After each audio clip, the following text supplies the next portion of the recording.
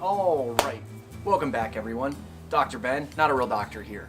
Today I want to talk about what you should do when you're looking to start a movement practice. It's hard when you're jumping into something new, especially something that's kind of as broad as movement, where you should start. But there really is a simple way to start things off. And it follows the pattern of human movement progression.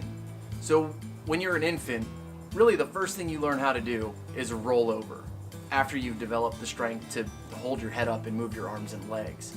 Then you learn how to roll over. Then you learn how to build your base and get up onto all fours. Then you learn how to crawl. Then you start figuring out how to get up onto your feet and then stand up and then start walking.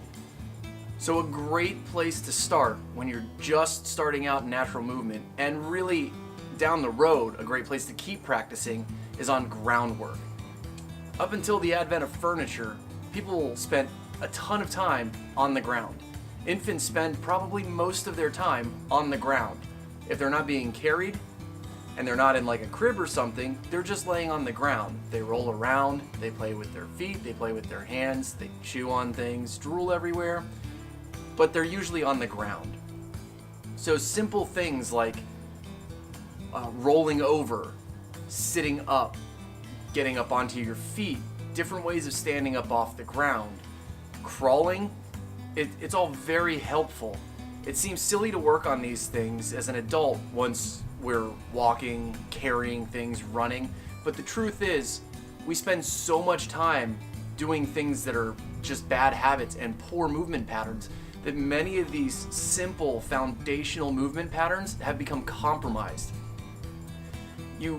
You need to go back every once in a while and reprogram these movement patterns. In the modern world, we don't use them the way we normally would as hunter-gatherers out in a very unkempt environment.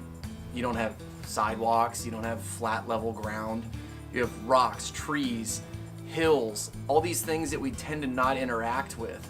Even the difference between walking on a trail in the woods and walking in the woods is massive. There's a lot of ducking, there's a lot of climbing over, there's a lot of stooping, crawling. These are all important things to build a healthy base of natural movement. So if you're just breaking into a movement practice, get up in the morning and do 15-20 minutes of groundwork. Build those basic core foundational patterns. And then move on to the more complex movement patterns as you develop a better base and your foundation is well in place. If you're looking to get a little bit of natural movement introduction, starting from January 5th, about a week ago, I'm running through the next new moon a series of movement patterns that involve hip hinges every day on Instagram at Modern Jeremiah, links down in the description below.